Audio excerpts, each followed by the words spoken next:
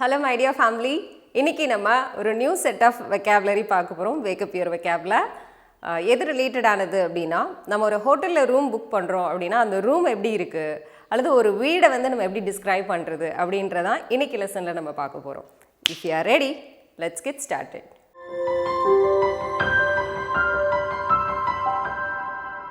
Stop learning,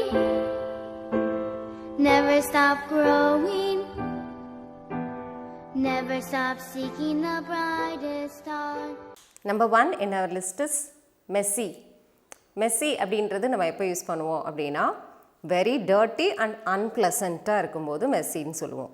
இப்போ அதுதான் அந்தந்த பொருட்கள் அந்தந்த இடத்துல இல்லாமல் ரொம்ப களைஞ்சு அங்கங்கே இருக்குது அப்படின்னா அதை நம்ம சொல்லும்போது don't make your room messy அப்படின்னு சொல்லலாம். அம்மாக்கள்லாம் நிறைய குழந்தைங்க கிட்ட வந்து சொல்லுவாங்க, இப்போ தான் நான் வந்து எல்லாத்தையும் எடுத்து மடித்து வச்சுட்டு வந்தேன், மறுபடியும் உன்னோட பெட்ரூம் எப்போ பார்த்தாலும் வந்து மெஸ்ஸியாகவே இருக்குது, அந்த மாதிரி சொல்கிறதுக்கு your bedroom is always messy அப்படின்னு சொல்லலாம்.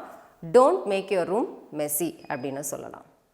Or I hate a messy kitchen அப்படின்னு சொல்லலாம். கிச்சன் வந்து ஒரு மாதிரி சிங்கில் வெசல்ஸ் எல்லாம் வந்து க்ளீன் பண்ணாமல் அங்கங்கே அப்படியே இருக்குது அப்படின்னா நம்ம சொல்லுவோம் இல்லையா, எனக்கு கிச்சன் எப்போவுமே கிச்சனில் நான் போய் வந்து சமைக்கணுன்னா நீட்டாக இருக்கணும் அப்படின்னு நான் விரும்புவேன். ஐ ஹேட் அ மெஸ்ஸி கிச்சன், மெஸ்ஸியாக இருந்ததுன்னா எனக்கு பிடிக்காது அப்படின்றதான் இதோடைய meaning. Okay, number 2 in our list is tidy. Tidy means clearly organized. ரொம்ப வந்து ஆர்கனைஸ்டாக அதாவது அந்த பிளேஸ் அந்தந்த இடத்துல இருக்கிறது தான் நம்ம என்ன சொல்லுவோம் அப்படின்னா டைடி அப்படின்னு சொல்லுவோம். இப்போ ஃபார் எக்ஸாம்பிளுக்கு என்ன சொல்லலாம் அப்படின்னா த rooms R modern, tidy and clean அப்படின்னு சொல்லலாம்.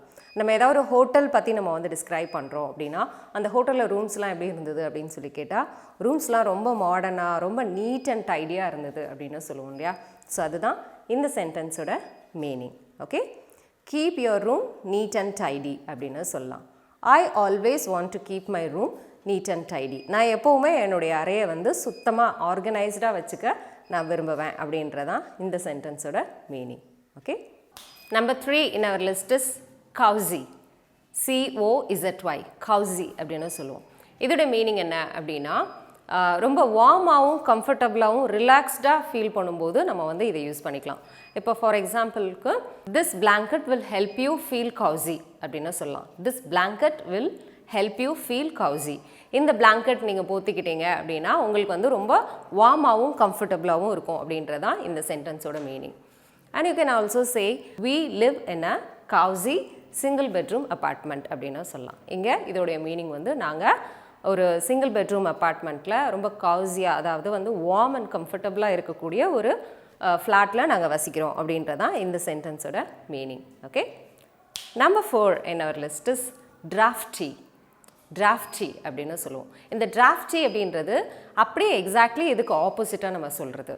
அதாவது ஃபீலிங் அன்கம்ஃபர்டபுள் பிகாஸ் ஆஃப் ரொம்ப கோல்டாக இருக்குது அப்படின்னா நம்ம வந்து ஒரு மாதிரி அன்கம்ஃபர்டபுளாக இருக்கும். சில பேருக்கு வந்து ஹாலில் வந்து ஃபுல் ஏசி ஏர் கண்டிஷனர் வந்து ஆன் பண்ணி விட்டுருக்குறாங்க அப்படின்னா அந்த கோல்டாக ஃபீல் பண்ணும்போது நம்ம ஒரு மாதிரி அன்கம்ஃபர்டபுளாக இருக்கும் இல்லையா. ஸோ அதை நம்ம சொல்லும்போது it is terribly draughty in here அப்படின்னு சொல்லலாம்.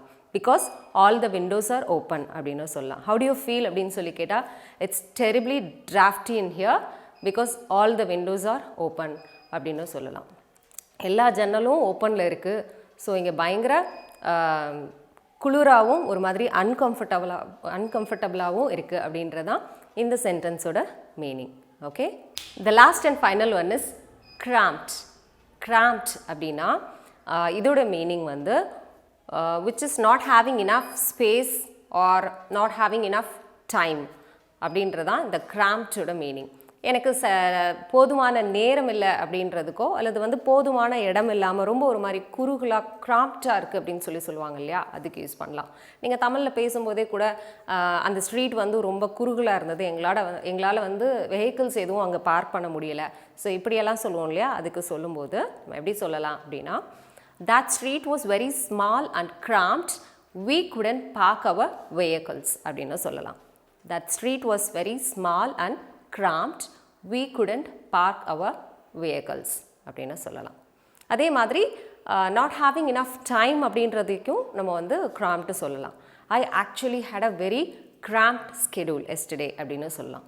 I actually had a very cramped schedule yesterday அப்படின்னு சொல்லலாம். இதோட மீனிங் வந்து நேத்திக்கு எனக்கு போதுமான நேரம் இல்லை அப்படின்றதான், போதுமான டைம் இல்லை அப்படின்றதான் இந்த சென்டென்ஸோட meaning. And now it's time for your quiz.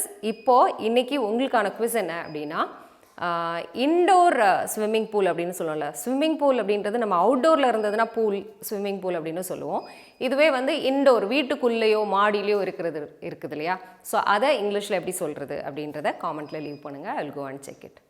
Thank you so much for clicking this video. I'll meet you soon with another interesting lesson in the next video. Till then, you take care. It's bye from Mala. See you. Bye-bye.